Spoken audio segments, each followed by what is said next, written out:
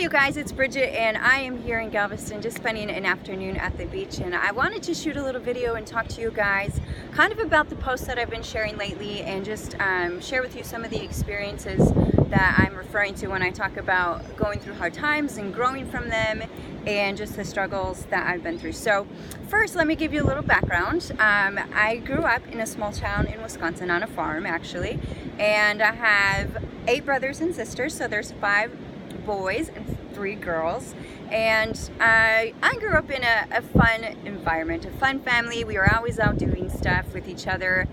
We were homeschooled, so we got to spend a lot of time with each other. So not your typical family raising, but it was awesome and I loved every second of it. So it definitely shaped me a lot into who I am today. But moving right along, I got married real young in my 20s and had a great life. I'd started working out, doing cardio and all those fun classes. And then my husband and I, at the time, we had a son named Christian, who is the pride and joy of my life. And everything was great. I had a good job, he had a job. I mean, the bills were being paid, everything was just fine. And so the planner in me said, okay, well, let's have baby number 2, because I need a little girl that looks just like me and I can have my 2 kids and everything's gonna be great. So sure enough, we get pregnant and everything's going perfectly fine, peachy.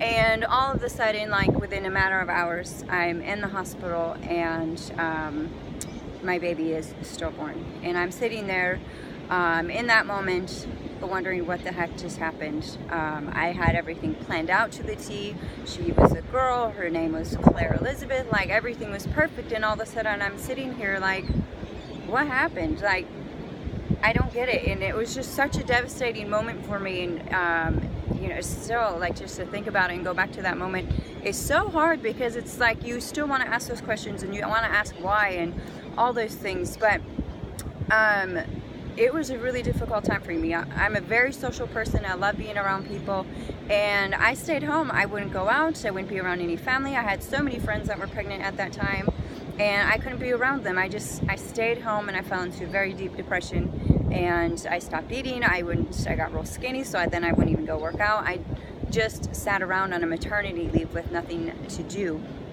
And so it was a very difficult time. And I remember sitting on the couch one day, probably eating popcorn with nothing, and no other proteins or vegetables or anything like that. And I remember sitting there and just being like, what the heck am I doing? Like, why did I let my life get to this? Why am I not doing anything?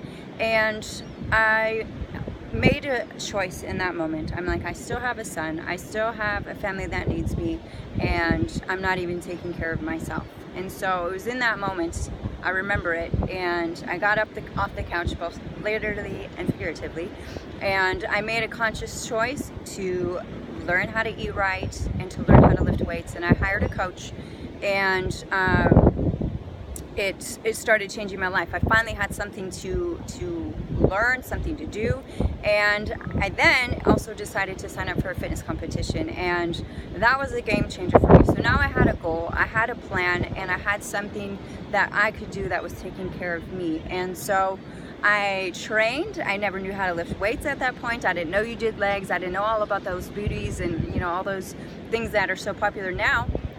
I didn't know what carbs were. I didn't know, what lean proteins were. So it was a very educational experience for me. And then not only that, but I had the fitness competition at the end. And I remember, and I'll never forget it, walking across that stage for the first time, feeling so empowered, feeling so strong and so accomplished. And that is the feeling that I worked for. That was something I worked so hard to get there to.